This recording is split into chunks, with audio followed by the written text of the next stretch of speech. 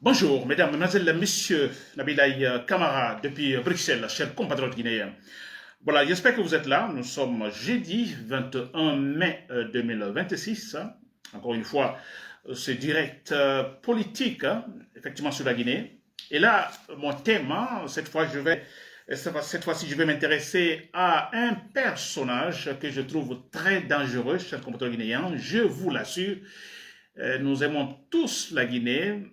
Il y a eu toujours beaucoup d'horreurs depuis notre indépendance, n'est-ce pas? Beaucoup de bévues, beaucoup de fautes de la part alors de ceux-là qui gouvernent. C'est vrai, beaucoup de bévues, comme je l'ai dit. Ça, c'est vrai.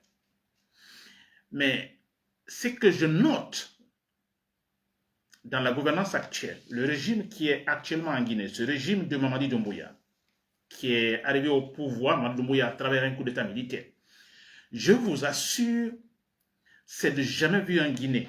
Il y a ces comportements jamais vus en Guinée. On a connu le temps de Sékou Touré avec la dictature, c'est vrai, mais on peut donner des explications concernant, en fait, disons, le comportement du pouvoir de Sékou Touré. N'est-ce pas? C'est-à-dire que faire le mal, être franc en faisant le mal. C'est-à-dire, bon, je vais vous faire le mal, je le dis, je vais vous faire le mal. Sékou Touré ne tergiversait pas, n'est-ce pas? Et disait tout simplement, les lâches, les ennemis, en fait, voilà, nous les éliminons. Sékou Touré le disait, ils seront pendus. Alors en fait, ce n'est pas bien, mais lui quand même, il ne tournait pas autour de pot, voilà ceci, cela. Mais s'il vous plaît, ce qui se passe actuellement, j'ai jamais vu même autant de Sékou Touré, plutôt de Lansana Conté, de Dadis ou de Alpha Condé, jamais vu, s'il vous plaît. Alors, je vais parler de Dansa Kourouma. Dansa Kourouma, il y a cette vidéo qui circule, je crois, ça ne date pas maintenant, je crois, quelques années, 2 ou 3 années, je crois, depuis juste après l'arrivée de Mamadi Doumbouya au pouvoir, et après avoir effectivement, disons, rédigé leur, en fait, charte de la tradition. Dansa Kourouma, donc, sur un plateau de télévision, voilà, répond aux questions des journalistes. S'il vous plaît, lisez, écoutez cette vidéo, ça circule, je l'ai aussi partagée sur ma page. C'est juste que vous soyez supporter de Mamadi Doumbouya ou non, mais vous l'écoutez, écoutez ce discours de Dansa Kourouma. Franchement, ça va vous donner une idée, peut-être qu'il ne va pas vous servir aujourd'hui, une idée qui ne sera pas, disons, effective aujourd'hui, mais avec le temps viendra, vous pourriez vous dire, ah oui, ce n'est pas étonnant ce qui se passe maintenant. Ce sont des conséquences de tels comportements, disons, dans le passé. Vous le diriez, s'il vous plaît. Que vous soyez même supporter du Mamadi Doumbouya. Très bien. Alors, je dis, dans sa Kourouma, un personnage très dangereux. Très dangereux. C'est clair. L'une des personnalités, je dirais, les plus compliquées jamais vues en Guinée, dans sa Kourouma. Très bien. Alors, qu'est-ce dit dans sa Kourouma? Je parle souvent dans sa Kourouma, je le critique toujours avec, disons, ce positionnement qu'il a. On ne comprend même pas, il est ici, il est là, on ne sait pas. On l'avait eu au temps de Alpha Condé, qu'Alpha Condé a rédigé sa constitution qui signifiait effectivement le troisième mandat. Et dans sa Kourouma, qui faisait partie, je crois, de la société civile, je ne sais pas quelle société civile, alors disait en ce moment, la loi c'est la loi, Alpha Condé, d'accord, troisième mandat, de toute façon, il est élu, il est élu. C'est à respecter, la Constitution, c'est à respecter. Ceux-là qui ne respecteront pas cette Constitution, bon voilà, seront punis par la loi. Dans sa Kourouma le disait.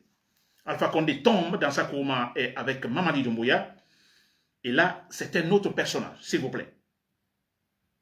Très bien. Alors, qu'est-ce dit dans sa Kourouma? Je vais juste analyser ces paroles dans sa Kourouma aussi. Si vous me suivez, ce message est à vous. Franchement, c'est pour vous. Mais si vous pouvez vous regarder sur un miroir dans sa Kourouma, vous êtes encore jeune et vous vous comportez comme ça, mais je me dis, vous n'êtes pas intelligent. Vous êtes loin d'être intelligent. C'est vrai. Alors, dans sa Kourouma parle effectivement répondant aux questions des journalistes. Dans sa Kourouma parle de la transition. Il parle de cette transition, il parle de sa réussite, il parle même de certaines caractéristiques alors qu'il marque cette transition, jamais vu auparavant, dans aucune transition en Guinée.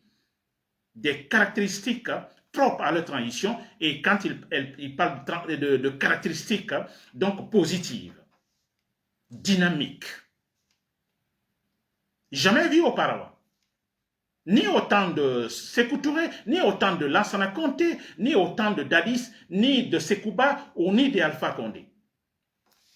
Très bien. Alors, dans sa Nkrumah, commence par dire que, d'abord, la neutralité, il dit que le principe de la neutralité est sacré.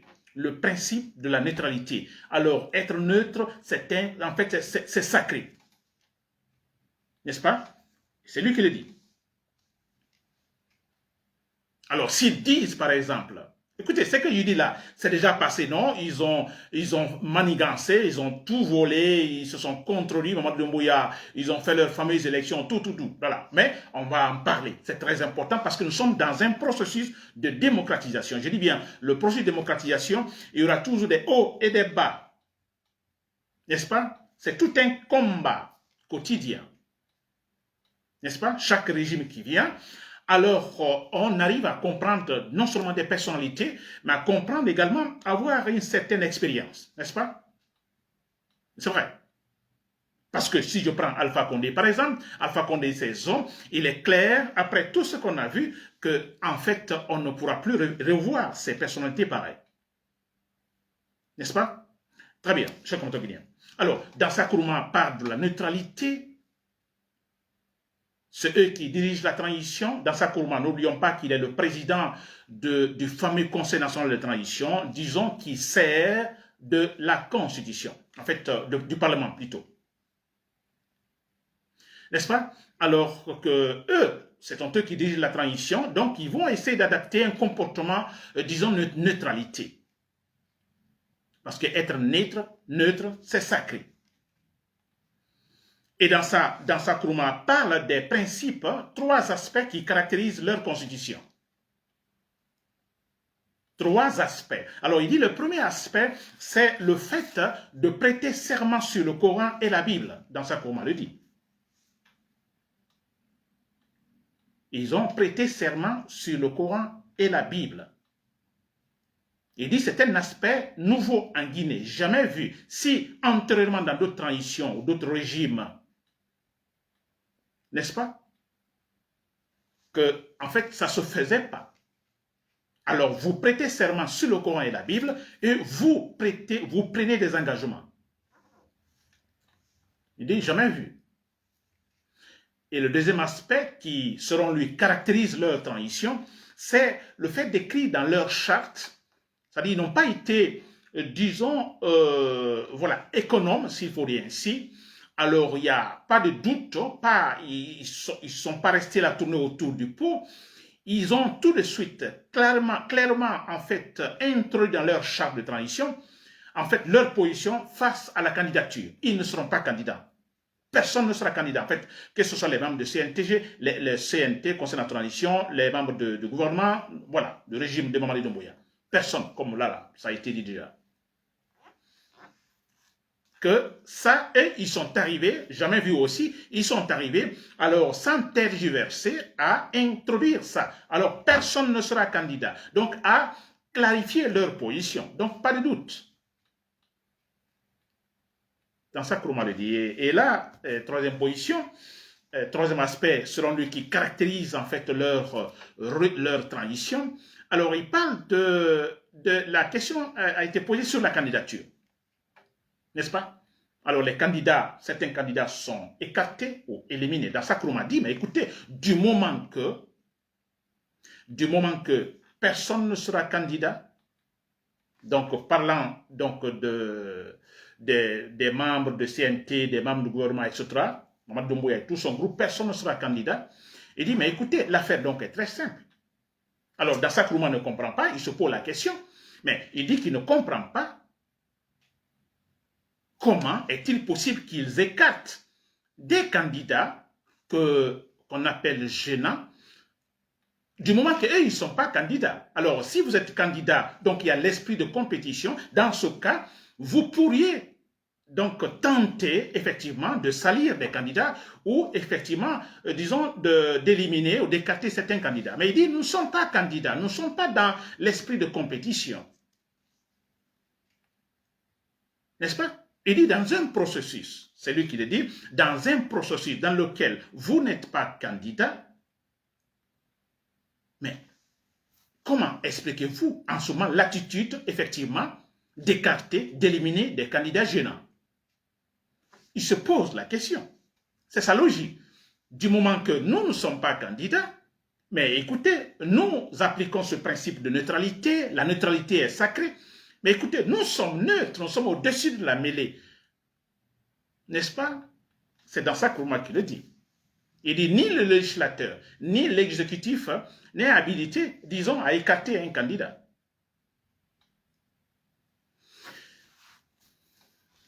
Principe de la neutralité, s'il vous plaît. Il parle en fait, de la loyauté. Si vous prêtez sur le Coran, n'est-ce pas, d'être loyal ou d'être honnête ou d'être neutre. Mais il dit, mais c'est extraordinaire quand même. Prêtez serment, s'il vous plaît, prêtez serment sur le Coran, sur la Bible. Ils l'ont fait. Juste pourquoi? Pour qu'on dise, effectivement, pour étaler cette situation que eux, effectivement, ils sont différents des autres régimes. Ils sont honnêtes à 100%. Personne ne, en fait, trahira effectivement ses engagements. Ils l'ont dit. Je parle de Dasak Nkrumah, c'est un cas de déshonneur, s'il vous plaît. Alors, il y a plusieurs cas de déshonneur, comme je disais au départ, plusieurs cas de déshonneur, c'est vrai. À commencer par le chef, Mamadi Doumbouya, le parjure, n'est-ce pas? Très bien, on a beaucoup parlé de ça. Ça, c'est un cas de déshonneur. Il y a plusieurs. Je peux parler d'un autre cas de déshonneur, c'est le revirement, je dirais, systématique dans la négation ou vers la trahison, la traîtrise des Baouri, par exemple, ou de Selou Balté. C'est des cas de déshonneur. Il y en a plein, s'il vous plaît. J'espère que dans ça, comment vous m'écoutez et que aussi les militaires m'écoutent. Le changement ne viendra que là. Vous avez écouté dans ça, Nkrumah, s'il vous plaît. Il insiste là-dessus. Pour la première fois en Guinée, c'est un aspect, selon lui, qui caractérise leur régime, leur transition. Nous sommes les premiers à introduire dans la charte qui sert de constitution, les premiers à introduire, comparativement à d'autres régimes antérieurs, à dire, à donner notre position très clairement, sans tergiverser. Personne ne sera candidat, s'il vous plaît, personne ne sera candidat. Et nous le faisons en prêtant serment sur le Coran et la Bible. Il le répète, s'il vous plaît. Et ce sont nos dirigeants. Et Dasak Nkrumah fait maintenant campagne pour être, disons, député. Je ne sais pas quoi. Dasak Nkrumah, si vous m'écoutez, parce que franchement, Dasak Nkrumah, moi je me dis, alors j'ai écrit que vous n'êtes pas, l'honnêteté n'est pas là bien sûr, n'est-ce pas? Vous n'êtes pas intelligent également. Si vous étiez franchement intelligent, vous auriez quand même évité certains discours. Ou si vous étiez intelligent dans Dasak Nkrumah, puisque vous ne pouvez plus éviter ces discours parce que c'est déjà donné, si vous étiez intelligent, c'est de démissionner. Vous démissionnez dans Dasak Nkrumah. C'est trop pour vous. Tout ce que vous avez dit. Mais c'est beaucoup dans Dasak Nkrumah.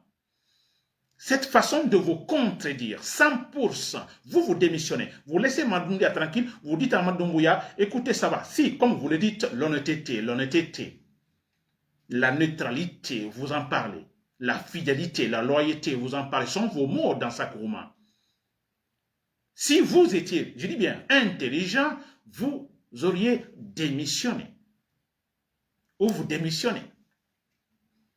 On a vu un certain Mohamed Traoré dans le conseil qui était aussi membre du Conseil national de transition, n'est-ce pas? Il a démissionné. Vous vous rappelez, Mohamed Traoré, cet avocat, donc il a démissionné. Pourquoi il a démissionné? Parce qu'il s'est dit quelque part, alors il n'a pas en fait compris certaines irrationalités, n'est-ce pas? La logique ne se respectait pas, les principes ne se respectaient pas, les lois ne se respectaient pas. Alors, comme lui, c'est un homme d'honneur. Lui, Mohamed Traoré, oui, c'est un homme d'honneur. Vous vous rappelez, il a été, à un moment donné, kidnappé puis relâché. Parce que, en fait, le pouvoir veut qu'il ferme sa bouche, qu'il se taise. Il a démissionné. Il dit non, ça ne me ressemble pas. Il a dit, ça ne me ressemble pas. Je suis dans le Conseil national de transition, il y a une limite à cela. Au-delà de cela, au-delà donc du règlement de la loi, de la législation en vigueur, non, ça ne me ressemble pas. Il a démissionné tout simplement. Voilà des hommes. N'est-ce pas? Dans sa Kourouma. Même après la chute d'Alpha Condé, parce que vous avez dit en soutenant Alpha Condé, en soutenant son troisième mandat, en principe, si vous étiez un homme d'honneur, avec le coup d'État de Mamadi Doumbouya, je ne dis pas que, alors que vous voulez dire pour, disons, vous opposer à Mamadi Doumbouya, mais vous auriez dit, mais écoutez, non. La façon par laquelle j'ai soutenu le pouvoir de Alpha Condé, sa constitution de la troisième mandat, alors cela ne me permet pas, l'honneur aidant, effectivement, de suivre Mamadi Doumbouya ou de servir Mamadi Doumbouya. Vous ne l'avez pas fait dans sa courbe. Vous êtes un homme très dangereux. Je dis bien très, très dangereux. Cet homme-là. Des gens qui, effectivement, veulent continuer à diriger la Guinée. Chers soldats patriotes, si vous me suivez, tous les Guinéens, si vous me suivez, faites ce que vous voulez. Alors, je peux comprendre. Certains sont dans l'obligation parce que, bon, voilà, vous n'avez pas d'autres, en fait, alternatives, n'est-ce pas? Alors, voilà, vous acceptez la situation parce que vous n'avez pas d'autre choix. Parce que la force est là pour vous, en fait, vous mettre dans des situations inespérées. Je peux comprendre. Certains qui ne peuvent pas parler, qui ne sont pas pour, mais qui préfèrent se taire. Je m'adresse à tout le monde, surtout les militaires. N'est-ce pas? Vous voyez ces comportements pareils. C'est l'exemple précis, accablant, celui de Dansa Kourouma, qui insulte les Guinéens. Pas ça, c'est insulter les Guinéens. Alors quand je vois par exemple certains citoyens guinéens sont en fait arrêtés, inquiétés par la justice parce qu'ils sont passés sur les réseaux sociaux en proférant ou en donnant certains discours, on peut dire un peu en fait qui attaquent l'honneur, disons, aux certaines valeurs, n'est-ce pas? Je peux comprendre, hein, la diffamation et autres. Mais vous comprenez, et que la justice se lève d'un coup. Je prends le cas de cette jeune dame Hadiatou Ba, qui tout récemment, on a vu sa vidéo. Alors, le côté diffamation, c'est-à-dire le fait d'employer certains discours, je peux comprendre, n'est-ce pas, un peu l'attaque à l'honneur, n'est-ce pas, la dignité humaine, et tout ça, d'accord, n'est-ce pas, mais au-delà, je ne vois pas, vous voyez, la justice qui, en fait, vous voyez, cette justice de deux poids, deux mesures, n'est-ce pas? C'est pas possible, cher commandant guinéen. Et surtout, dans un pays où on a un Dansa Kourouma, qui donne de tels discours. Écoutez, dans un pays normal, coiffé par des gens honnêtes, des gens sérieux, n'est-ce pas, avec de véritables structures politiques, de véritables valeurs, Dansa Kourouma devrait être convoqué devant un tribunal, s'il vous plaît. Convoqué, oui, il démissionne, mais s'il doit continuer à diriger, mais je vous l'ai dit, mais c'est une attaque également aux valeurs, disons aux valeurs humaines, c'est clair. Cette façon de se comporter dans sa Kourouma. C'est clair. C'est inacceptable. Pensez-vous avec ça, on va se développer? Pensez-vous avec ça, il y aura stabilité en Guinée? Dans sa Kourouma se bat maintenant pour être quoi? Pour être sûrement le président de l'Assemblée nationale. Mais c'est clair. Un gars pareil, pendant qu'au Nigeria, dans l'Assemblée nationale, alors il y a un principe là qui dit très clairement, pour être président de l'Assemblée nationale, il faut des qualités. De grandes qualités et surtout être diplômé en sciences politiques, connaissant tous les rouages législatifs. Mais on insiste sur les valeurs humaines de la personne en question qui doit diriger une assemblée nationale, disons, au Nigeria. Vous voyez, le plus grand menteur du pays, le plus grand malhonnête du pays, ou l'un des plus grands malhonnêtes du pays, traître, il se bat pour être, d'abord il est le président du Conseil national de transition, n'est-ce pas? Donc le mini-parlement, donc la transition. Maintenant, il se bat pour être président de l'Assemblée nationale la prochaine fois. Chers soldats patriotes, accepterez-vous cela? Je crois que c'est inacceptable. On veut que la Guinée bouge, il faut des gens honnêtes. Je l'ai dit 1000 fois. S'ils ne sont pas honnêtes, on n'ira nulle part. Robert Sarah l'a dit. Il faut des valeurs. Sans les valeurs, donc les modèles, je vois les gens, quand cette dame, Adiatouba, cette rappeuse, donc, a fait ce discours, alors pas mal de voix se lèvent par-ci, par-là, c'est une attaque aux valeurs humaines. Mais et dans sa Kourouma, ce que ce monsieur fait, ce n'est pas une attaque aux valeurs dignes, aux valeurs guinéennes, s'il vous plaît, aux valeurs humaines, mais oui, s'il vous plaît. Voilà, chers compatriotes guinéens.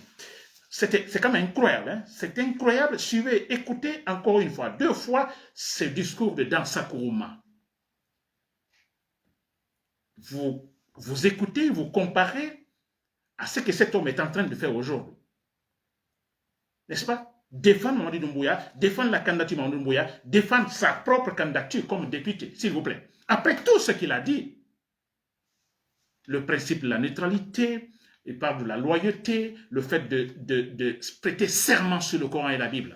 Ce n'est pas une insulte à la Bible, ce n'est pas une insulte au Coran, mais c'est clair. Voilà, Nabil et camarades, depuis Bruxelles, merci pour l'écoute, bonne soirée.